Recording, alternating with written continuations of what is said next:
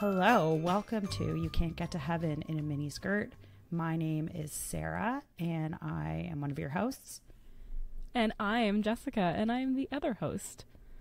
And if you would like to find us on social media, you can find us on Instagram and TikTok at Heaven in a Miniskirt, and Twitter at MiniskirtPod.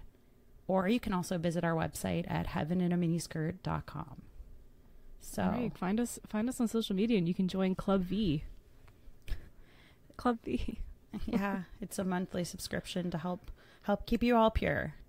We're joking. That's not a thing. $50 a month, and we'll keep you pure. Yeah.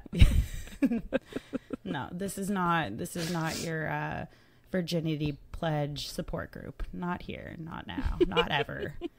So this week's episode is Headship and Submission, and it's been kind of painful and awful to go back down this road because this was something that really impacted me and my views and understanding of women and men and femininity and masculinity growing up.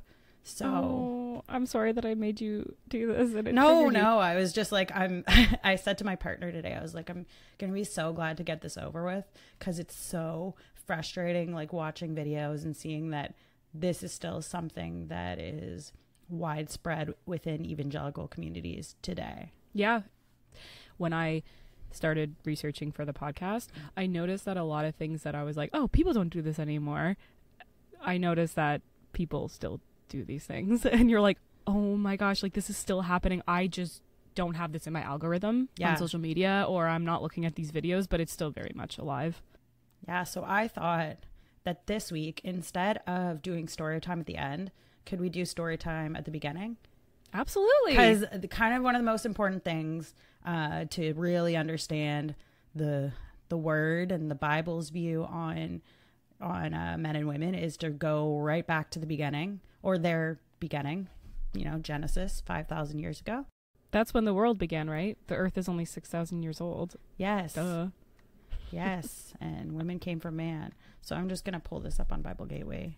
So I think this week we're going to go with the New International Version.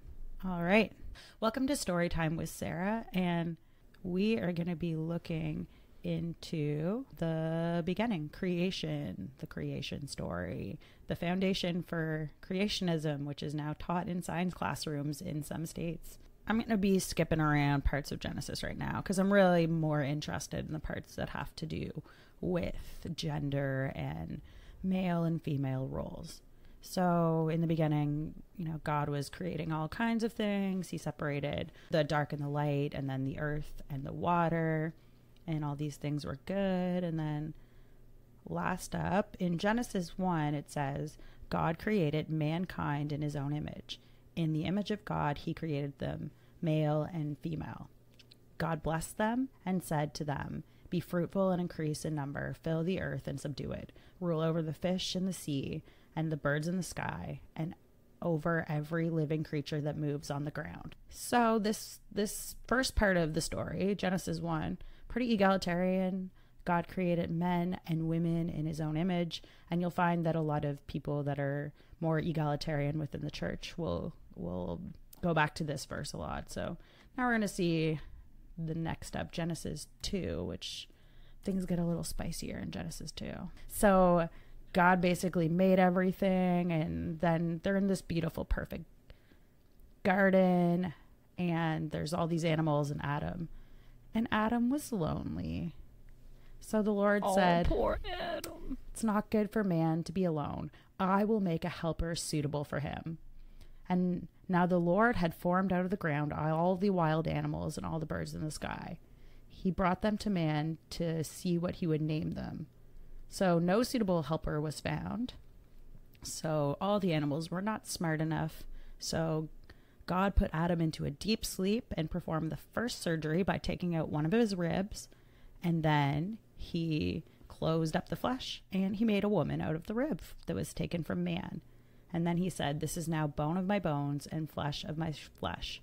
She shall be called woman, for she was taken out of man. This is why a man leaves his father and mother and is united to his wife, and they become one flesh. Adam and his wife were both naked and they felt no shame. So you see the rib was taken out, and that is where Eve was made. And Adam actually named her Eve, which means mother of all living. And it's funny, this is a little aside, but when I was growing up and in the church, it was really common for people to say, it's a miracle, but men actually have one less rib than women. And I remember thinking, how can people not believe in the creation story when men have one less rib than women? And we didn't have Google back then. And this was like widely propagated within Christian circles as a rumor, as just a complete lie. It was totally false. Life before Google. Yeah. So I remember when I like went to verify this fact, and then I was like, oh, men and women have the same number of ribs. Like, it's so crazy, because I had no idea about evolution or anything. When did you learn about evolution originally? I think in high school I would have heard about evolution. I got really interested in evolution like in the later parts of high school. Yeah. Specifically theistic evolution, which is trying to mash the Bible and science, which doesn't always pan out so well. So Genesis 3, this is where the serpent comes. So enter Satan. And so God had basically said, this is the garden. This is perfect. You can do anything, but don't eat from that tree, the tree of knowledge and evil, knowledge of good and evil. So basically they were kind of ignorant in the dark. And then the woman's just hanging out without her husband. And how dare she? How dare she? Yeah. And now the serpent, he was so crafty. He came and he said to the woman, did God really say you must not eat from any tree in the garden? The woman said to the serpent, we may eat fruit from the trees in the garden, but God said you may not eat from this tree in the middle of the garden. You must not touch it or you will die. You will not certainly die, the serpent said, for God knows that when you eat from the tree, your eyes will be opened and you will be like God, knowing good and evil. And when the woman saw the fruit of the tree was good for food and pleasing to the eye, and also desirable for gaining wisdom, she took some and ate it. She also gave some to her husband who was with her, and he ate it. Then the eyes of both of them were open, and they realized they were naked. So they took some fig leaves and made a covering. And then God is just, God's just hanging out, and he's like, where are you? And they're like, we're hiding. And he's like, who told you you were naked? Have you eaten from the tree I commanded you not to eat from? And then Adam says, the woman you put here with me, she gave me some fruit and I ate it. You know what, Adam? Snitches get stitches. Yeah. He's like, she did it. And then God said to the woman, what have you done? And she said, the serpent deceived me. So everyone's just, like Adam's blaming Eve. Eve is blaming the serpent. And then God's like, well, I'm going to curse you both now. I really like that Eve desired wisdom. And in this story, she was the one that was responsible for bringing, the difference between evil and good and that knowledge to humankind. Even if she was responsible for bringing death into the world, I still think it's cool that she was like, I want to know more. Like, I'm not going to just accept that you said not to eat this. I'm going to figure out for myself what is right. Eve is like, she's the ultimate feminist. Yeah, she's badass, but then she's the first woman scholar. Yeah, the first woman scholar. But then the curse. And so God said to the serpent, you have to crawl on the ground now on your belly, and the woman is gonna crush you with her heel. And then to the woman he said, I will make your pains in childbearing very severe. With painful labor you will give birth to children. Your desire will be for your husband, and he will rule over you. Boom. This is where we get the concept of headship, of men ruling over women. And to Adam he said, because you listened to your wife, don't listen to your wife, men, just a heads up, because you listened to your wife and ate fruit from the tree which I commanded you that you must not eat from. Cursed is the ground because of you. Through painful toil you will eat food from it all the days of your life. It will produce thorns and thistles, and you will eat the plants of the field. And by the sweat of your brow you will eat your food until you return to the ground, since you were taken from it. And so basically the summary here is that this is the basis for all Christian gender roles. Like Adam will now be the one that is working really hard and toiling, getting all the food, and then woman will be the one having all the babies in a very painful manner, and Adam will be the leader. And so that is kind of the reason why I chose this story, because it is used to justify headship, submission. It is used to justify the authority of men over women. And so I thought that it would be good just to start with contextualizing kind of where this is all coming from. Because, you know, I was going to say this isn't all just made up. Well, it was made up by men 6,000 years ago. But the people that are subscribing to the beliefs of male headship and female submission within marriage tend to refer back to this verse.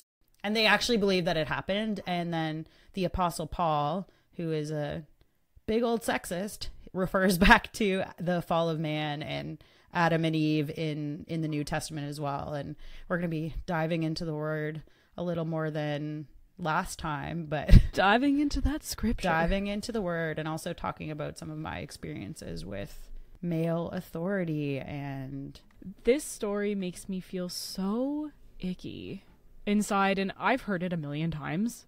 Who hasn't heard the creation story that has gone to church at least one day in their life? And I've heard every detail of it, but just hearing it again in this context of submission and headship, it makes me feel really uncomfortable. And the weird part about it is that I, as a teenager, chose or entered into a church that was much more patriarchal and much more about complementarianism. So I guess I should probably define some of these things, because for those of you that didn't spend hours and hours of their life studying the Bible like I did with respect to this issue, that's probably confusing because I'm using these words. So I'm going to back up a bit and talk about the two main views within Christianity for gender. And these are views that are applied to the context of a husband and a wife in marriage, and also these apply to women within leadership positions in the church. So complementarian is a view. They would say that men and women are equal but different. And so, like, whatever the fuck that means, 'cause it's like the belief that men should hold leadership positions over other men, and they would not have women be in authority over men. And it also views the father as the head of the household, and that a man should love his wife as Christ loved the church, and a woman should submit to her husband as the church submits to Christ. So a woman should kind of defer to her husband's authority and her husband's decisions. That's the definition that I come across the most when it comes to submission and headship. Yeah. So that's kind of the main one. And then the kind of the counter view would be egalitarian. And that would be that men and women can both hold leadership positions in the church, that men and women are equally responsible for their family, and that marriage is a partnership of two equals that are submitting to one another, respecting and loving one another, and that roles should be based on our abilities and our gifts and not based on our gender. So normal people, yeah. And it's interesting because I kind of was interested in the views that the churches I grew up in held, because when I grew up in the Baptist church, and just so you know, Southern Baptist is very different from Atlantic Canadian Baptist. The Atlantic Canadian Baptist Association, what about even like Western Baptist? Is that different from the Atlantic Baptist, or is it kind of the same across Canada? No, it's all a little bit different, and I kind of just looked at Atlantic because we're from Atlantic, Canada. And so the Atlantic one, they ordained the first woman in 1954. So that is crazy. Yeah, I know. I was actually very surprised. And so, well, there might have been within the Baptist church some hushed conversations about, you know, man being the head, but it really meant, you know, that he had to love and give himself up for the woman. It wasn't day-to-day language that was used, and I don't ever remember it being preached on when I was a kid. And that's because I grew up in a church where maybe women weren't always represented equally in positions of power and authority, but there was no kind of red tape being like, you're not allowed to do this. Yeah. So I'd say, like, if we talk denomination wise, many denominations are like that. It's like, yeah, maybe there's no women priests or women fathers or whatever, you know, for Catholic Church especially. But in the Catholic Church, from my experience, Atlantic Canada Catholic Church, it was probably a little more of a modern Catholic Church, but there was many women that did many things. They just couldn't be the main guy. But I never felt that wives were being told to submit to their husbands in the Catholic Church at all. Absolutely. And I think when you look, obviously you can find polarized views where there's the most extreme complementarians that think women should not speak in church and they should wear head coverings. And then, you know, the most extreme evangelicals that are super feminist and saying that women can do whatever men can do. There's all kinds of people in between as well. There's people that would say, okay, women can preach, but they can't be the head pastor. There's people that would say, okay, like, men are the leader in the sense that they are to protect their wife, but, you know, women can still work and exercise their gifts. So it's a really broad range. So what you're saying is that there's a lot of gray area. This isn't a black and white issue like everything else in life. But we'll have I think for this episode, we'll have to maybe talk more in black and white just to make it easier. Oh, we're going to go super black and white. So I'm going to kind of dive into my journey. So my journey with learning about submission and headship was, I remember in grade 7, there was another kid in my class, and he also went to church, and I think he is not a Christian anymore based on me looking at his socials. So he showed me a verse and was like, just so you know, the Bible's super sexist. And I was like, no, it's not. And then I will read to you the verse that he showed me. It was 1 Timothy 2:11 to 11 to 15. And it goes like this: a woman should learn in quietness and full submission. I do not permit a woman to teach or assume authority over a man. She must be quiet. For Adam was formed first, then Eve. And Adam was not the one deceived. It was the woman who was deceived and became a sinner. But women will be saved through childbearing if they continue in faith, love, and holiness with propriety. So Timothy can go fuck himself. And so that's where where the creation story was important, because you can see that Timothy is like referring back to the creation story as a framework for, okay, like, number one, Adam was made first, and like, woman was made for man and not man for woman. And then, like, he wasn't the one that was deceived. So, like, women, you bear children and you will be saved. Craziness. So yeah, there's all kinds of verses that you can get into, but basically the gist of it would be, this is Ephesians 5, and it's, wives, submit yourself to your own husbands as you do to the Lord. For the husband is the head of the wife, as Christ is the head of the church, his body, for which he is the Savior. Now as the church submits to Christ, also wives should submit to their husbands in everything. And then, husbands, love your wives just as Christ loved the church and gave himself up for her. And then there's other verses that get into how the woman is the weaker vessel, but the gist of it is, okay, women submit to men, man is the head, and he submits to Christ. So that is kind of like the order of things. And so I remember diving into my Bible, diving into the Word, and reading through all this and just being shocked, finding one thing after another. The Bible is just full of contradictions. Yeah, so you can basically, you know, just looking at the different camps of theology on this issue, you can basically prove whatever you want. And it's complicated. There's a lot of nuance here, but essentially I was like spinning and reeling because I could not wrap my head around the fact that if a woman is more equipped and has, you know, the same intelligence, why would God make us just as intelligent and then not give us the opportunity to speak or to exercise our gifts? So that kind of sent me reeling. I became obsessed with this website called Christians for Biblical Equality.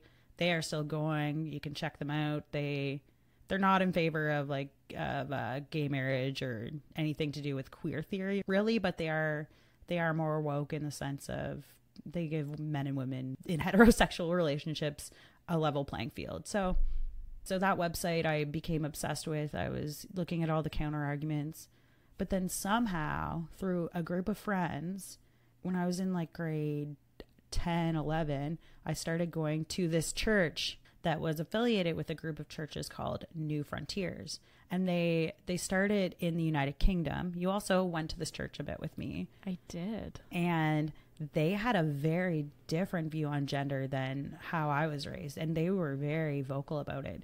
It's funny. I don't remember that. And I think I mentioned in the last episode, I repressed a lot of stuff. So it's very possible that I was just like, I don't believe in that or whatever. I'm just going to let that slide and not pay attention to what they just said. But I don't remember that at all. The only thing I remember about that church is that they sang pretty cool songs. Yeah, they had the upbeat music. There were, lots of cute guys and it was a young church. It had a cool vibe. Everyone was wearing jeans and there were drums and it just kind of it felt free and it felt cooler. But when I look back to the Baptist church I was raised in, I'm like, they were actually way cooler because in 1954 they ordained a woman. Maybe they're a little more subdued in the way they worshipped. Yeah. So you're going to click on this video. So this is Terry Virgo talking. He is the founder of New Frontiers. It used to be called New Frontiers International, and some people would joke and say no females included, like NFI, because they're very, very complementarian in their views. So it's like a 5-minute video. So we're going to watch the whole thing. Okay. So biblical understanding would be that you would see the husband as having a position of authority within the home, head of the home. There is a leadership responsibility there. How is that carried out? I guess some people would resist it, thinking, well, surely that sets up a bullying regime. You're saying you give this guy the authority. What about the poor wife and kids, Paul is very clear. The New Testament is very clear and ordered in the whole way in which this is taught. And certainly it's possible for someone in a position to quote one section and to say to his wife, you're supposed to submit yourself to me. That's really not the point. The point is that the wife is addressed from the Bible. Her role is clear, his role is clear. And for each of us to obey the role that is set out for us. Is it the least surprising thing in the whole world that a man is speaking and saying that basically men are better than women? Sometimes I feel like submission and headship and all the things in the Bible are just obviously made up by men just to control women. Yes, absolutely. And I was going to just give a quick little aside. So Sean McDowell. Oh my God. Sean McDowell has one of his podcasts where he has an egalitarian and a complementarian debate their views. And they're all men. And then in the YouTube comments, it's like, it would have been nice to have some women on here if we're talking about, the role of women. Wouldn't that be nice? And I also have to just read a quick response from Sean McDowell. So I started messaging Sean McDowell on Instagram. Oh my God. Did he message you back? He did, yes. No. And I told him I was doing an episode on Headship and Submission and would love to hear his thoughts. And he said, that's probably not my lane, though. I'd reach out to an outspoken complementarian for that topic, ... What does that mean? So I don't actually know. I scoured the internet trying to find his actual views, and I don't know. I don't know what Sean McDowell really thinks. There was a podcast on one of his websites by another couple, and they said that they're essentially equal, but they have the 50-51 rule. So they each have 50% say, but if they can't come to an agreement, then they defer to the husband and he gets that extra 1% to make the decision.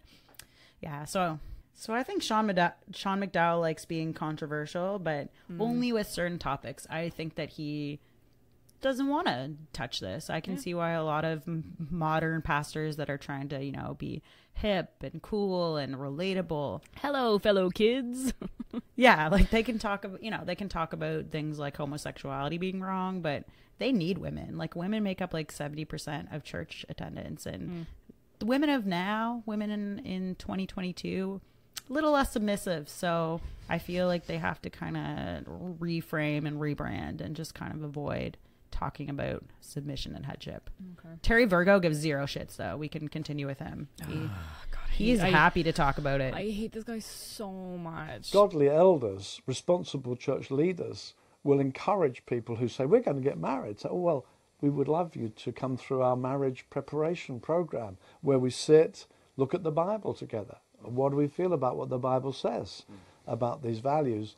And so when we were married, Wendy said, no, I want that line in, I will obey. Wendy is his wife, and he's talking about how she wanted in her marriage vows to say, I will obey you. What? Yeah. Shut up. Shut up, Wendy. I mean, some people want to avoid that. But she said, no, I want to say that. Been working it out ever since, of course. But she would want to say that, and we want to come back to that all the time. And I need to all the time come back to, am I really making choices that honour her, respect her, and sacrifice for her? It's a constant reminder that one has to come back to. I suppose anyone wanting to kind of wield those verses as a husband, you're supposed to submit to me, would be missing the point that their leadership is to be a servant-hearted leadership for the benefit of their wife. Oh, so it's for the benefit of the woman. Women are, I trust, being given room and space, but there's a different role. And it reflects the Trinity, that in the Trinity, each member of the Trinity is very God. And when Thomas bowed down to Jesus and said, my Lord and my God, nevertheless you find in Jesus a submission to the Father, and not so, I'm not going to do it your way. I'm equally God. I don't want to do it this way. You find, he says, this is the cup the Father's given me. And there's a very real submission within the Trinity, though he is still God. And we are working out family life reflecting something of Trinity, where equally we are valued, made in God's image, made in God's likeness, but having different roles. Oh my God. Okay. Is this done? Fucking thank God. Oh God. Oh, shut. Here you have a man he's benefiting tremendously from the role of, the role of being the head of his marriage, having a wife that's obeying him and deferring to him. And then he's also benefiting from having men in leadership. And the difference with New Frontiers that is like super, super sketchy. So I'll speak to like comparing it to Baptist, because that's how I was raised. Within the Baptist church, once you are baptized or a certain age, you get a vote. Even if there's a pastor, the members still vote on major church decisions. So it's almost like a democracy. It is very democratic. So with Baptist churches, you have the pastor, and then you have a board of deacons. And in a lot of Baptist churches now, deacons are both male and female, but they would be the ones that would, kind of decide which of the decisions would go to the church to vote on. And so that's the structure of the Baptist church, much more democratic. But the structure of New Frontiers is very, very top down. So you have elders. They're not voted in. They are just chosen by other elders. As they would say, they are selected by God. Like elders, an old boys club? Yeah, old boys club. Elders must be men. And they're very aggressive about their selection of elders. So I have a friend, my friend's little brother was going to this church that I went to that was associated with New Frontiers. And, he's been accepted into med school, and he's moving away. And the elders of the church had a meeting with him, and they said, it's God's will for you to enter into eldership here. And he's like, no, like, I'm going to med school. Like, that's what I feel like God wants me to do, or that's what I feel passionate about. And they're like, you're walking away from God's will. You're rejecting God's will. Who are they to say what God's will is? Right? Isn't if you are a Christian, God's will is something very personal to you and God. But the problem with these churches is that a small group of men have all the power. They have all the power for all the decisions. So like when I was 18 years old, I went to the UK and I worked in a church in the south of England that was associated with New Frontiers. It was a year of discipleship, which meant I was working 70-hour work weeks without getting paid. What? Yeah. Sarah, we've been friends, best friends for how many years? 15 years? Yeah. And I did not know this. Yeah. It's closer to actually 20 because we're old, but we are old. But yeah, so I was working like 70-hour work weeks, and this was kind of a gap year before I started university. And we also had intensive theology courses, and I had to write essays and all those kinds of things. And they were in charge. They told me which books I could and couldn't read. There were some books on theistic evolution, and he said, your faith, the pastor there said, your faith is not strong enough for these books. And I mean, it obviously wasn't, because, you know, once I started, he was correct, actually. yeah, he was right. He was right. And then there was someone else, my other counterpart, said, I can picture you backsliding. And he was also right. Backsliding is a term for Christians that kind of fall off the bandwagon. So yeah, I was in this church, and they had a contract that was like, you'll stay here till August. But before I signed the contract, I said, I want to go home in May or June, because I'm going to be starting university, and I'd want to just have, you know, some time in the summer at home before I go away for university. And they're like, oh yeah, that's fine. Just sign it and bring it up with us later. So in like March, I was like, just so you know, like, I'm going to be leaving in May. And they had this big conference called New Day that was happening in August. And they're like, oh no, you can't leave in May. You have to go to New Day. They said that. And then I was like, no, like, I'm going to leave in May. But then the male elders had a meeting without me and decided that no, it was God's will. So they're like, we're just not letting you. You actually can't leave. You're held by contract. And yeah, so they're like, you can't. So they sat me down with, and there was another woman present. They sat me down and they said, look, we have elders have met, and, you know, it's really on God's heart for you to stay for New Day in August. Like, God's going to do amazing things there. And like, God wants you to be there. Like, you have to stay. What did you say? I was like, okay. And then I went home and cried. Mm-hmm. Yeah. So then that whole experience, and it was just so hard, because I wasn't allowed to preach at the youth groups. Like, I had to do a lot of the behind the scenes stuff. I had to work more with like the babies or with the women. And then the man that was my counterpart would get like all the, because there were two of us doing this program that year, and he would get all the credit. And like, it's so hard, because yeah, I did have some really good times there, but didn't they make you slaughter a lamb? Yeah, they made me slaughter a lamb. That's why I'm pescatarian now, because yeah, so I feel like a lot of things kind of go back to my experience within New Frontiers. But it's interesting to see now, because when we get into the episode on homosexuality, do you remember Rob Bell? He was a big Christian author. So the pastor of the church I went to is named Andrew Wilson, and he's like a big name in Christianity now. So it's really interesting to see, like, he's really gotten a lot more popular. Andrew Wilson was very, very big on, you know, like, equal worth, but different roles. Equal but different. Fuck that. So when I came back to Canada, that was almost the nail in the coffin for me and Christianity. Obviously, there were a lot of other things just relating back to, you know, if the Bible was actually what Christians said it was, and just looking at science and everything. There were a lot of other steps in the journey, but the thing that started to get the wheels turning in terms of questioning my faith was just seeing a total disconnect between the roles prescribed for men and women in the Bible, and then what I felt like was actually right, and what I saw in real life. There's so many stories I have from that year, and it's just shocking to see that they still hold the same views. I was actually looking at the church that I worked in, and now they let women preach, but they don't let women be elders. So they have evolved a little bit in their understanding of gender. Andrew Wilson has evolved past thinking that, you know, like, the man should be the one that's always teaching men. So I think it's good to see that they've evolved, but obviously not enough. I mean, you see, yeah, Terry Virgo. I couldn't imagine as a woman putting it in my vows to my husband that I will obey you.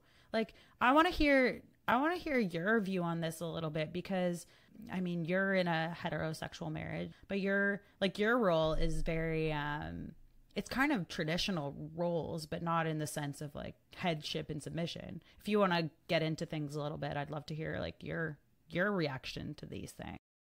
So yes, I am in a heterosexual marriage, and we kind of subscribe to traditional gender roles, but not consciously. It wasn't like, oh, I was raised like this and you were raised like this and we have to enter these roles. So before we got married, you know, yeah, we lived together and I worked and he worked and everything was pretty equal. During COVID, we both worked from home, but his job was a lot more demanding. So then I started cooking and cleaning more. But that kind of just was fine. And then we had our daughter. And then I stopped working and I'm home on maternity leave. And I actually am a stay-at-home mom now on maternity leave, and I cook and I clean and I do all the chores, and basically he gets home to a home-cooked meal. Like, he lives the life. But it is something that I'm actually enjoying. However, I'm not doing it for him. I'm doing it for our daughter. And it has really nothing to do with pleasing him or, you know, of course I respect him and he's awesome. He's a great person. But I'm not doing this because I'm the wife and he's the husband. It just kind of happened to work out that way. I personally want to be the primary caregiver for our daughter. Like, it's in the instincts, but not all women have that, and that's completely fine too. Like, it totally depends. But I would never, like, when we make decisions in the household, like, are you 50-51? Like, go fuck yourself. It's 50-50 because we're both people that have opinions, and we're almost always on the same page with major decisions. But if we're not, then we find a compromise that works for both of us. Like, he would never make the final decision in anything. Like, no. So on another subject along the same lines is that I'm obsessed with following Christian influencers, and I'm obsessed with following anti-feminist, specifically Christian influencers that love to be traditional wives. And a lot of them try to explain away why they're doing the submission thing. Like, you know, they willingly want to submit to their husbands in the more hardcore way. They're not like, oh, you know, we're like kind of equal, but he makes the final decision. It's like, he is the head of the household. I am secondary. So they're like, before we love anybody, we love Christ the most. So God is number one on people they love, and then it's each other, and then it's your children. So, like, the wives are like, my husband, I always make his dinner plate before I make it for my children. And I love my husband more than my children. My husband comes first. Like, I cannot imagine loving anyone more than I love my daughter. Like, if you want to love Christ more than you love your children, I can't help you there. That sounds crazy to me, but I understand that a little bit more than loving your husband more than you love your children. I find that really, really disturbing. What I find disturbing is having this formula that makes sweeping generalizations just based on anatomy and, you know, just based on maleness and femaleness. Because if you do look at men and women, there is a bell curve and there is so much overlap. We are much more similar than we are different, but obviously there are differences. And it's interesting because the more egalitarian societies, they tend to be more polarized in terms of the choices that men and women make around careers. So I'll explain this a little bit more. It's called the gender paradox. So if you look at places like Sweden, Norway, places that have really, really tried to make gender parity in everything, you know, there's always like paternal leave and you know, they try not to use boys and girls within classrooms. So when men and women are free to make choices, women tend to be more interested in careers involving people, and men tend to be more interested in careers involving things. I think that when you look at how we evolved, like men being more interested in things, like if you think about that hunter-gatherer, it tended to be men that were, you know, men were hunting, women were gathering. Yep. And that's where the division of labor, like in an evolutionary sense, it makes sense. But now we live in a society and we have contraception and, you know, there doesn't need to be a division of labor because we can go to anybody can go to the grocery store and pick up a steak. You know, you don't have to go, if we're looking at me and my husband, who is a male and who is like 6 feet tall and I'm 5'2" and very weak, you know, like just the way that our bodies are built. Yeah. If we were living in a hunter-gatherer society, our gender roles would be very well suited for us, but we don't. I think really if when it comes down to it, it should just be like people should be allowed to do Whatever the fuck they want. I just don't think we should be prescribing like absolutes based on gender. It should be based on ability. I think it just really depends on what kind of relationship you're in, like what, how much someone makes, how much someone's interested in. And I don't think as long as it's not someone lording it over the other person, I think you can be in like a quote unquote traditional gender role, but still equal. Yeah, I agree with that 100% because it's kind of what I'm doing. Like, I would never say in my marriage vows that I need to go obey my husband. Just laughing. I'm sorry. That is so bad. It's think about. I can't even say it without laughing. It makes me so uncomfortable. I just can't imagine being in that headspace, because even, from day one, like when I was 12. So at the time when I was 12, the church that I went to didn't have female deacons. Some Baptist churches did, some didn't. It was kind of like an individual thing. And deacons are the ones that kind of sit on a board and help make decisions. And I made a whole petition, and I got like over a dozen signatures. Yeah. And I remember like going through scripture and like having the argument all like written out on loose leaf paper, like highlighted. I think they have female deacons now, but it's just funny. Were you the pioneer of the... No. That is so funny. Sarah. The youth pastor at the time was like, you don't get this. You're 12.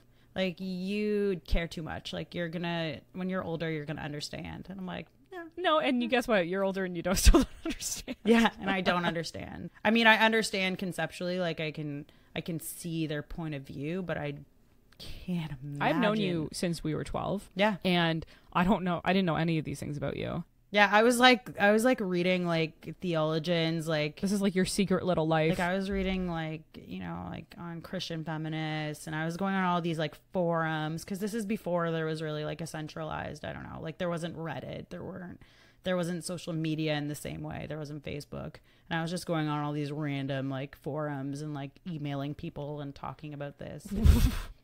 Whoa, really? Sometimes I'm like, I feel like I was robbed in a way sometimes, that I put so much mental energy into this, but like at the same time, I think it was good, because when it did come time for me to cut ties with Christianity, I was like 100% certain of my decision. I think that if you didn't have this to research, you would have been understimulated a lot in your childhood. Yeah. I don't know what would you have done if you weren't questioning God the whole time. Right. If you didn't have a book to question, you would have had to find something else to occupy your time. It's true. You're psychotic. Yeah. I love it so much. So I thought I had a couple other things that I wanted to share. So I tried to look to see, is there actually a basis for this within research? Like, what kind of relationship is superior? What works better for men and women? I love scientific research. Yeah. And so it was really hard. Like, I feel like a lot of people don't want to touch this, but I found an overview of the research, which we can link in the show notes, but it's an article by Dennis Prieto, and the summary of his findings, and he's a Christian, and he was looking at, okay, how as a church do we use data and kind of see which model is actually better? Like the hierarchical model of marriage, so the complementarian view, or the egalitarian view of marriage. And so here are just a couple quick points from his findings when he looked at all the literature. And this was in 2004, but I couldn't find anything updated that was this comprehensive, and I really couldn't find anything that was super recent. So couples who share power and responsibility equally and don't follow a hierarchical marriage model are 450% more likely to be happy than those that are in complementarian marriages. So they're way happier. So if you're in an egalitarian marriage, you're way happier. Good Lord. Yeah. That's so crazy. Well, I mean, yeah. No Christian who is into submission and headship would ever even read that. They would be like, you're a heretic, Right, it's true.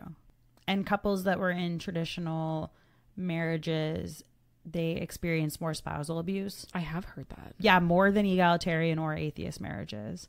And then about 82% of couples where both spouses identified being traditional reported being unhappy. So this, as much as I'm kind of sharing this from a female perspective and talking about my experience, I want to acknowledge that like this isn't good for men either. Like this is a lot to put on men, being like, they believe actually that like you are held accountable for your wife's sin, because Adam was held accountable for Eve's sin.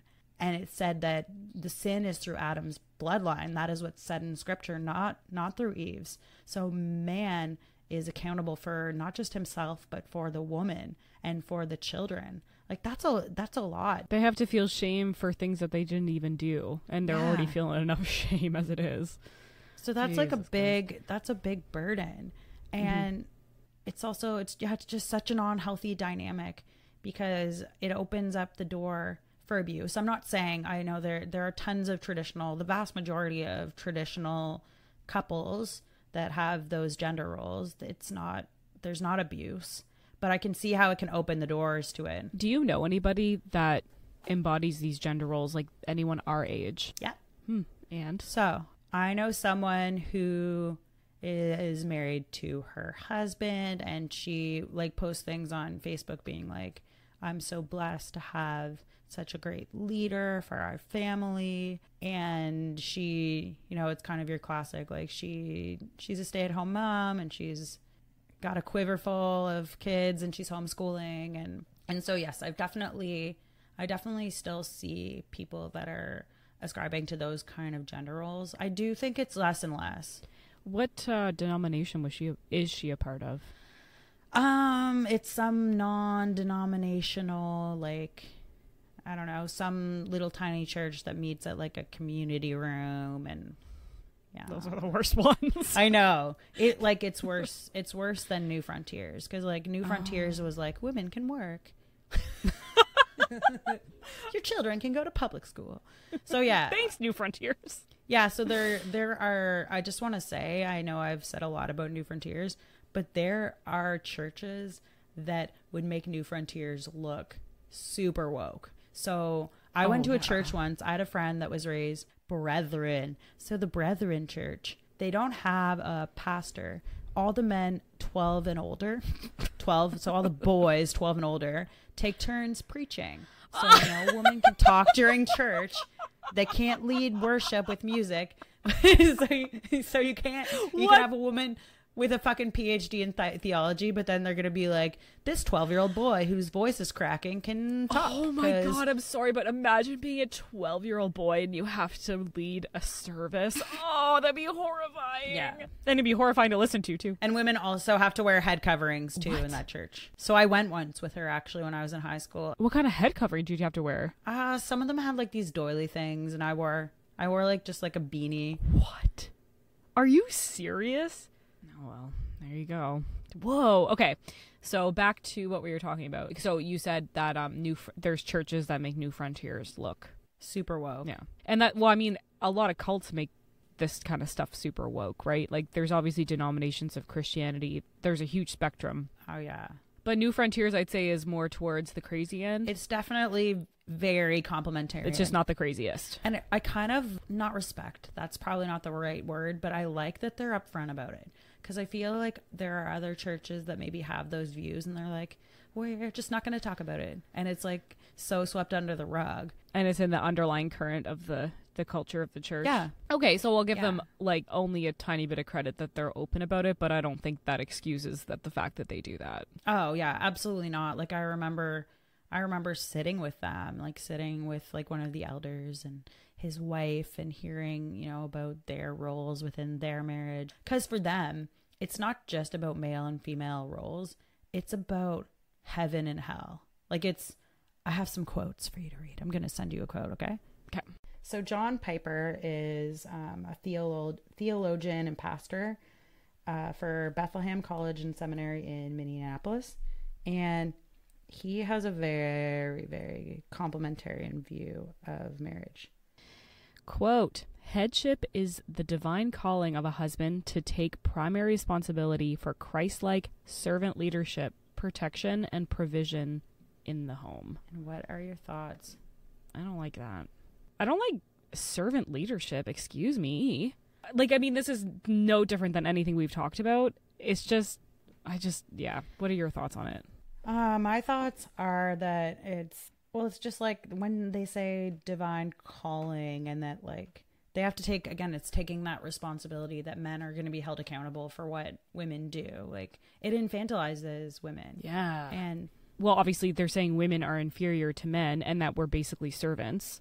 They typically think that women are more emotional than men. Sure. But what does that have to do with decision making? I could argue personally that being emotional is better for decision making, because in my traditional heterosexual marriage, I'm the emotional one. So I'm the heart and he is very logical. He's the head. He brings a lot of logic into arguments and I bring a lot of emotion to arguments, but you need both.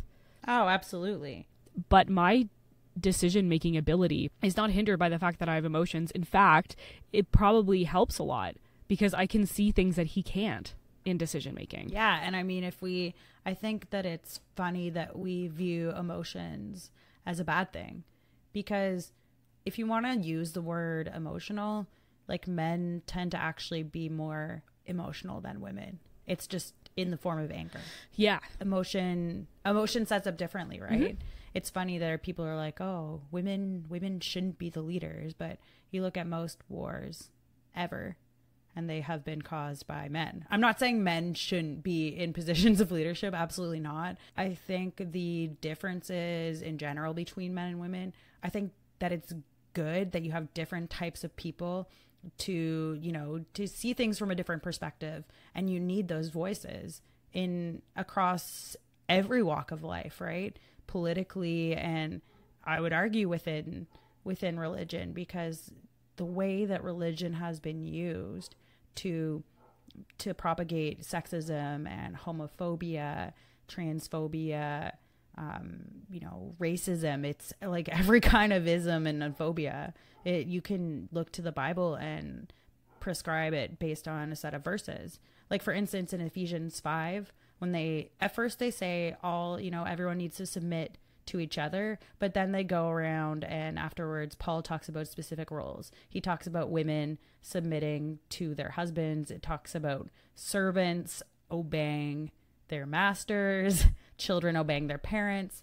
So again, women are very infantilized. Women are very subservient, mm-hmm. if we're compared to a mm-hmm. servant and a master. And that was used it was actually slave and a master in some translations. And that was used for centuries to justify slavery. There's a biblical case for slavery. And you can be a good master. You can, respect your slave and take care of them. But you still, I don't give a fuck. You still have a slave. You still have a slave. Yeah, you can take care of your slaves, but that doesn't change the fact that you have slaves. There's no argument for that. So funny looking back on this and thinking that I sat around and actually listened to people and I questioned the headship and the submission piece, but it wasn't enough of a red flag for me to leave that organization. I still went and toiled like a slave for them 70 hours a week in the UK. And I guess what I find super interesting is that the Bible can be interpreted in basically any way. You can basically say whatever you want with the Bible. And I think that's the issue that Christians are having, because there's no one Christian. Like, there are so many different expressions of Christianity, and there are so many different views within Christianity. We're going to come up against this a lot, I think, in most of our episodes, that scripture can just be twisted in any way possible. Yeah. That's why there's so many different denominations, and every denomination has their own specific little beliefs, even if they only vary slightly. Oh, exactly. They're all very different. I'm happy to see, because I think really that we're probably, as humanity, we're probably always going to have religion with us. I mean, maybe not in the future, who knows? But I think religion is going to stick around in one form or another, and it's encouraging to see that the tides seem to be changing within Christianity. I do think there has been some churches. I think that the divide is getting wider. Like, the extreme is getting more extreme on each side. That's what I get nervous about, that we're only, because of our algorithms, we're only really seeing the more progressive church stuff, but perhaps many churches are going the opposite way. I've ruined my TikTok.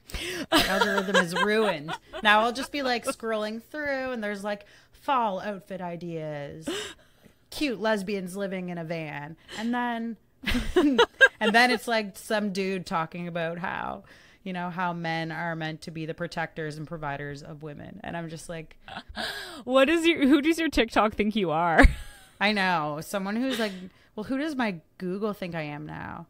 Like, I have to, like, my YouTube looks seriously messed up right now because it's like Baby Shark and then like Submission and Headship with Sean McDowell. Yeah, that's your life right now. My Google searches are just, they're out of control. They don't make any sense anymore. Nothing makes sense in my life. We've beaten the algorithm. So that is Submission and Headship, and I'm happy to see that things have progressed, and very happy to shut this chapter and not to have to go back to the word and look at it all, because, yeah, it's a little bit of a trigger. Yeah. It's a little frustrating. Okay, bye, everyone. Submit to your husbands.